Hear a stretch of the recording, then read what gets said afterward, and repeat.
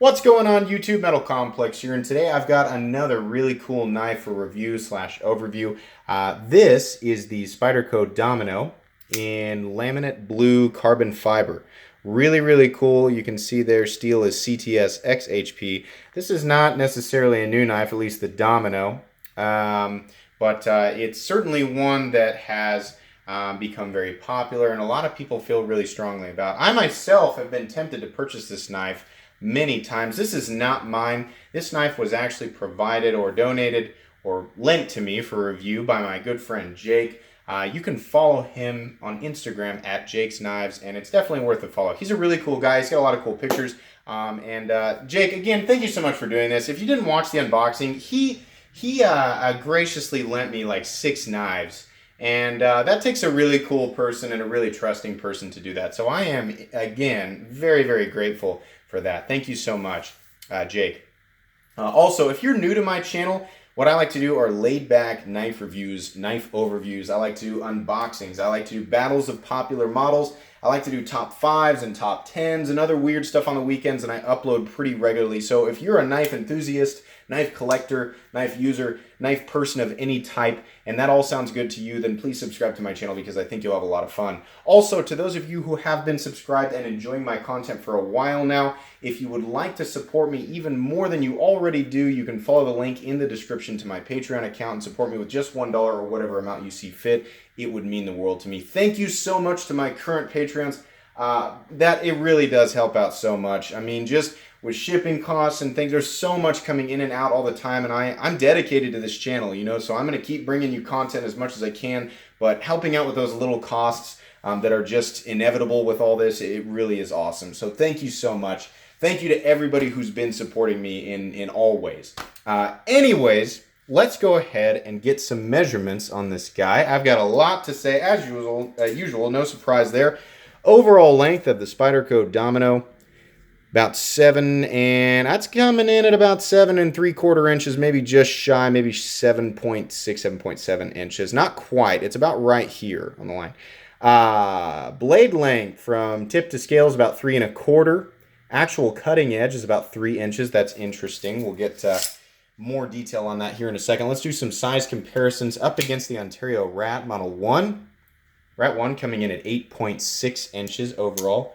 Up against my newly customized Spyderco PM2.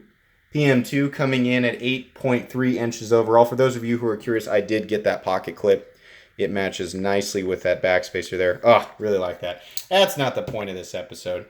Up against the Benchmade Griptilian, or in this case, the Ritter Hogue. Ritter Hogue coming in at 8 inches overall. How about up against the Spyderco Manix 2? That was the first thing that I wanted to see. Manix 2. Look at those blades. To me, those are super similar blades. Manix 2 is coming in at 8 inches overall. Let's look at the cutting edge real quick on these two. I want to point this out. Cutting edge is very similar on these guys. See that? It's about 3 inches. I'm going to do a battle video between the Manix 2 and the Domino down the road. But I just wanted to point that out. How about up against the Spyderco Delica? Spyderco Delica coming in at 7 inches overall. So this is a full-size knife, but it's not like a bit, you know, like when I think full-size knife, I think 8 inches. It's not 8 inches, it's under 8 inches, but it's definitely still a full-size knife. Let's go ahead and weigh it. As always, we'll do the action here. This knife, along with all the other ones that Jake lent me, have been used, so I'm not going to judge them too hard if they don't have perfect action. This knife is running on bearings, and it is smooth, but the blade is simply just very thin, and it just doesn't weigh a whole lot, you know? So it's not really a drop shutty type of flipper knife. So I'm not really going to count it there. You'll just have to take my word on the action. Let's go ahead and weigh it. Weight on the Domino, 4.09 ounces. Flip her over.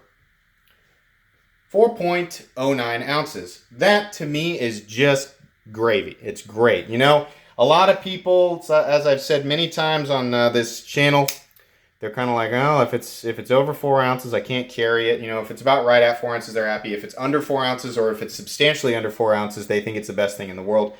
That's okay to think that way. I don't. You know, I'm happy with a knife that is, of reasonable weight. And more so what I'm looking for is a weight that seems to correspond with the visuals of the knife. This knife to me looks like it weighs somewhere between 4 and 5 ounces. So when I pick it up and it actually weighs, on the lighter end of that, but it actually weighs that, it makes me happy because it looks like, a lot of times people will correspond visually, or the visuals of the knife or the aesthetics of the knife with the price alongside other things like the materials.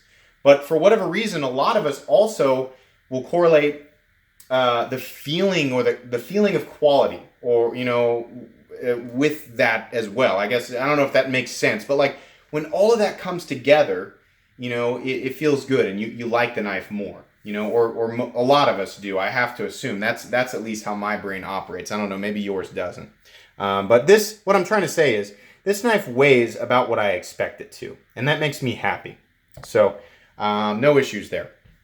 So there are a lot of different versions of the Domino, and I wanted to talk about this real quick. So of course, I look all this information up before I do the video, and I remember the original Domino, and I look up the original on eBay to see kind of where they're at, because I don't think they do the original anymore. Correct me if I'm wrong, but I guess the original's price is like skyrocketing. The cheapest I could find it on eBay was like $250. There were some people listing it at over $300. That's crazy. This is the blue carbon fiber laminate version. There's also a red carbon fiber laminate version. As of the time of this video, I could not find this model for sale on Blade HQ. It said it was sold out. I don't think that it's necessarily discontinued. I think it's just sold out on Blade HQ. The red one was listed for about $215. So from what I can see, sites that still have the blue one listed are also listing it at $215. As always, I'm sure you can find it elsewhere, maybe a little bit cheaper, but that seems to be about what they're running. Materials on this guy, you're looking at CTS XHP steel, an excellent steel, one of my favorites actually. You have a G10 and carbon fiber laminate, meaning the base of this is G10, the top of this is a carbon fiber laminate that's got some blue weaves in there. It looks really, really nice. It's got kind of a textured feeling. It's not quite the textured feeling that you would get from, well, my PM2 has different scales now. These aren't quite the same peel ply textured scales that it comes with, but it doesn't feel like the peel ply texturing. It's kind of smooth with a little bit of texturing there, not so much for grip, it just feels nice, And then you actually have a pretty thick titanium liner on the side underneath the laminate. You can see there that sort of working finish titanium there. You have a titanium lock side. You also have a steel lock bar insert with some jimping on it, which is kind of nice. Helps your finger kind of grip it there, whether you're moving the lock bar out of the way or whether you're simply gripping the knife in the standard position. That lock bar does double as an over travel stop, as you can see right there. Now, I never handled an original Domino, but I'm, kind of thinking that the original was like a lot of the Spyderco knives from the Taichung, Taiwan factory, in that they didn't have the inserts or the over travel stops. This is, by the way, a Taichung, Taiwan Spyderco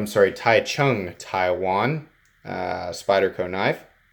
You can see there it has Eric Lesser's insignia, which does not surprise me considering the Mannix is also one of his designs. We'll talk more about that when we do the battle. I think a lot of those Taichung, Taiwan Spydercos up until recently did not have the inserts and the over travel stop. So that was actually really cool to see. That's a big deal to me. I don't like frame locks that can be oversprung with enough force. As unlikely as that is, I just feel more secure with a knife that's got that over travel stop, because I like to flip and move that lock bar out of the way about 100 times a day. Not everybody does that, but a lot of us do. And I don't know, I get a better feeling of security with that. So that's really cool. Along with the steel lock bar insert, I like that a lot as well. You have a standard Spyderco pocket clip, making it about this much that's going to stick out of your pocket. It's out of the way of the lanyard hole, but the lanyard hole is, once again, as most Spyderco knives are, it's just in an awkward position. It's not really that big of a deal. It's just kind of in an awkward position. The knife does run on bearings. I don't know if you can see in there. Let me look up in my light and see if I can actually see it. Yeah, you can just barely see it in my light. I don't know that we're going to be able to add any definition there. Maybe a little bit. You can kind of see in there where the bearings are. It does right on bearings. This knife has been used and has an excellent action. The detent honestly feels a little bit on the light side, but because of the shape of the flipper tab, where you put your hand to flip it, it flips readily. No issue whatsoever. This is not a free dropping blade. The blade is not thick. The blade is not heavy. The blade is not long. The detent is not heavy, but for some reason, the flipping action just feels great. It's just, I mean, they've got it exactly right for this knife. A heavy detent is not always necessary for a good flipping action. A perfectly smooth action is not always necessary for that action. A heavy, long, thick blade is not always necessary. In some knife designs, it does help, but in this design, I think it's just the shape of the flipper tab in relationship to the pivot. It just flips readily. I mean, I can even flip this thing kind of light, and it still wants to flip. That's push button. If I want to do light switch, it's also going to flip.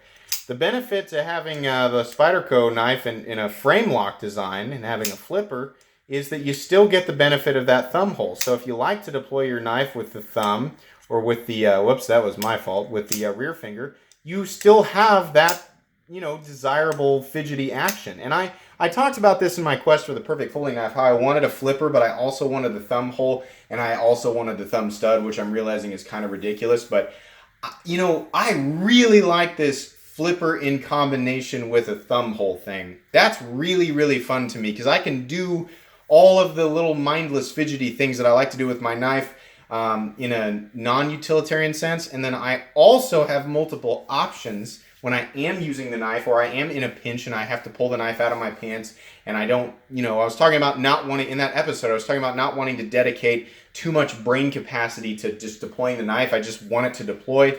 And my opinion is that the more options that I have that aren't creating a hindrance either in the cutting path or the design of the knife, the easier it is to just automatically deploy. This knife did not feel foreign when I picked it up, despite me never having handled it. It's kind of like a smaller Manix that's a frame lock. I mean, honestly, that's what it feels like to me. And so when my hands picked this up, I was like, oh yeah, I know this. This feels extremely familiar, you know? And so that in combination with me wanting to have all of these, what I'm trying to do here to tie this all together is I like all the different options and the knife doesn't feel foreign to me. So if I were to put this knife in my pocket and go out and you know, let's say do a full day's work outside and use this knife a ton, it would just be this would just feel like a very familiar tool to me. And that's very pleasing. I mean, what this is, though, I mean, at its base, the reason I like it so much is because Eric Glesser and Sal Glesser are simply amazing when it comes to ergonomic designs. And the Domino is a testament to that. I understand why so many people love the Domino. You pick this thing up and you're like, oh my gosh, it just fits so perfectly. And the action is awesome. And it's got the thumb hole. And it deploys every way that I want it to deploy. You know, and it's not an 8-inch knife. It's a 7 3/4-inch knife. But I can get my whole hand around it because of that forward choil position, that thumb ramp up here back on the spine. I mean, I love this. This position is awesome. And this leaf-shaped blade that you've also got on the Manix, it's so nice. The belly starts immediately right after, well, it's not a sharpening choil. Well, there should be a sharpening choil. The belly starts immediately and it comes to this point here.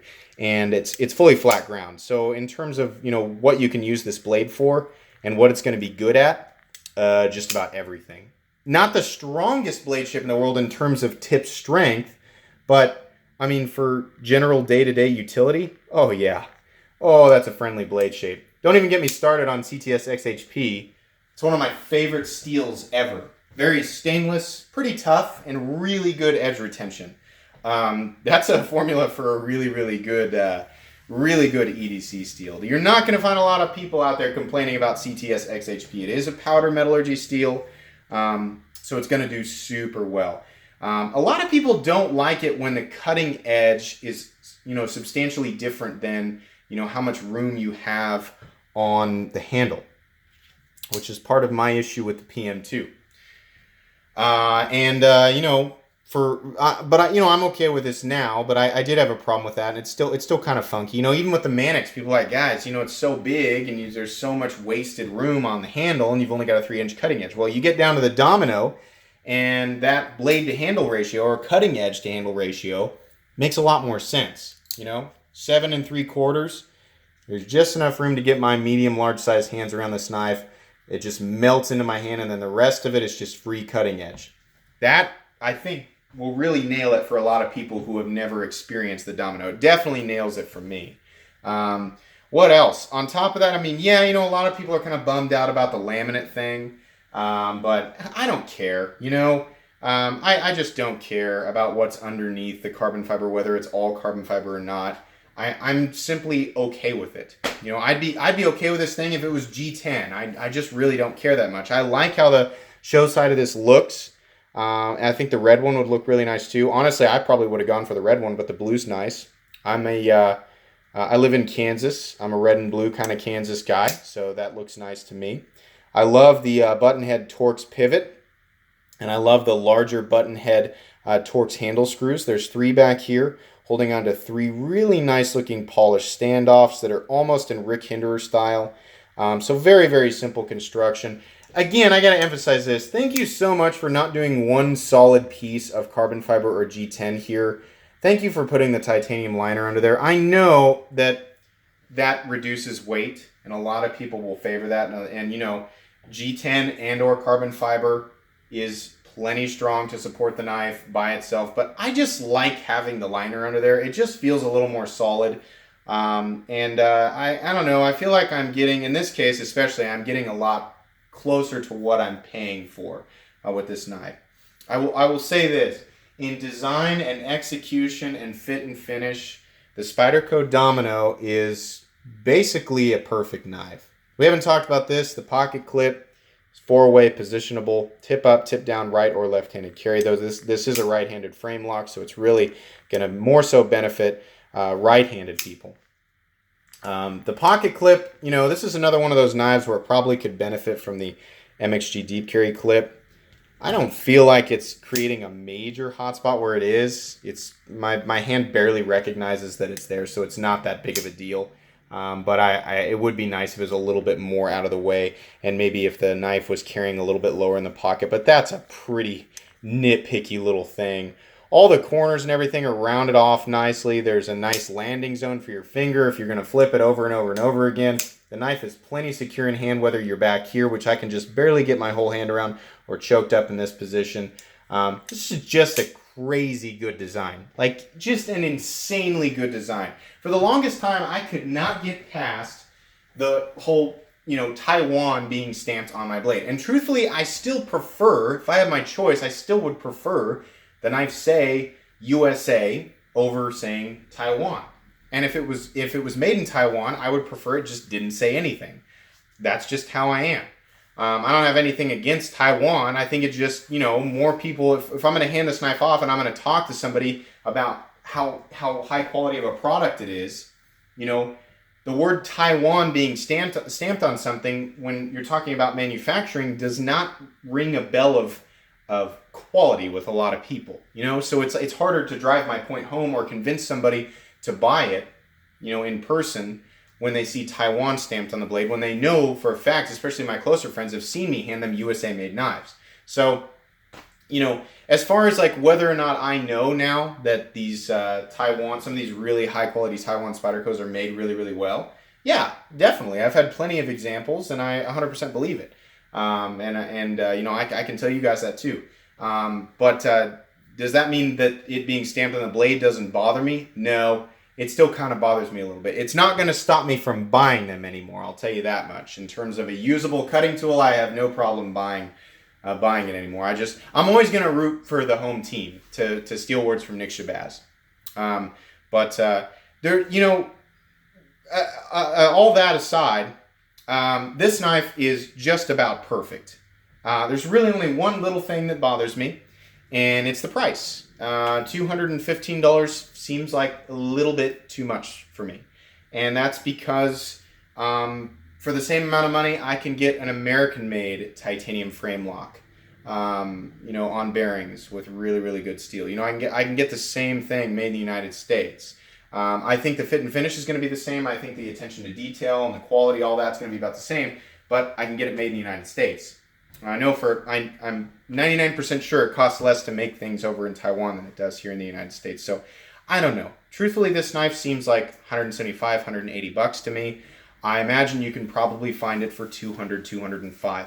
At that price, I don't think it's a bad deal. I think the ergos and the design and the execution of this knife are so good that it's kind of like my feelings with the Shaman. Does it suck that the Shaman costs $187? Yeah. You know, I'd be a lot happier if they just kept it at 155 bucks, but does that stop it from being an amazing design? No. And it also doesn't stop me from recommending it. So this knife is 100% going on my most recommended playlist. This is an incredible knife. I am definitely considering picking one of these up for myself now that I've handled it.